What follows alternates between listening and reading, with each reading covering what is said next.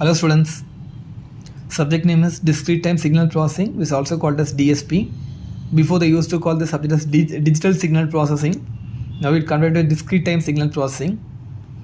Okay, now we are going to see the subject is unit number 5, processor, DSP processor or design of DSP processor. Before moving to this architecture of the DSP processor, I am introducing myself. I am Jagan Babu, Assistant Professor, Department of ECE, RMT Engineering College, Autonomous Institution.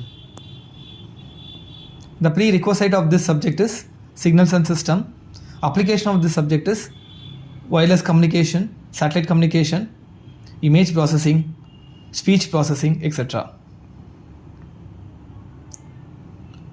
What is the objective of this topic? We need to understand and learn about the processor design, processor architecture, processor addressing modes, processor instructions, and processor programmings. Okay, we'll move to the topic. DSP programming using DSP processor. The processor we are using here is TMS 320 C5X, TMS 320 C54X, TMS 320 C54XX. There are three processors we have in the syllabus, that is called fixed point and floating point arithmetic, TMS 320 C55X. See this processor diagram. They are split into the 10 areas. One is called as program memory, first box. Second is called as data bus. Third one is called as address bus. Fourth one is called as CPU. Fifth one is called as instruction cache. Sixth one is called as data bus, address bus, 6 and 7. That is 3 and 4 deals with program memory. 6 and 7 deals with data memory. Then 8th one deals with data memory.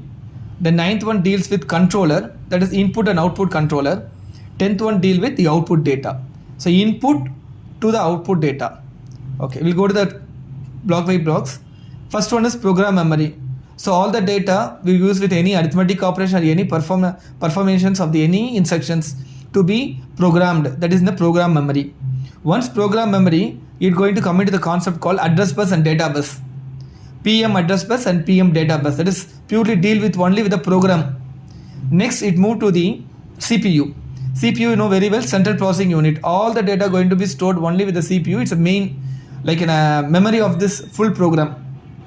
You have the instruction cache here. This instruction cache deals with whatever the CPU data stored in this from the program memory through the bus, address bus and data bus. It will be stored in the instruction cache.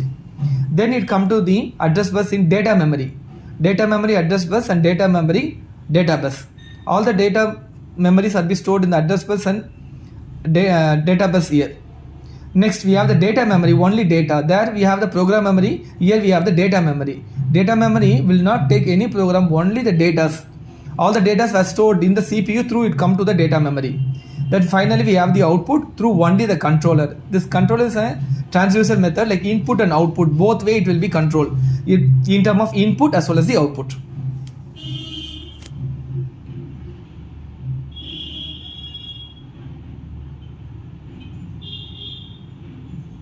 You have to expand this all 10 points in detailed manner. You will get an 8-mark question.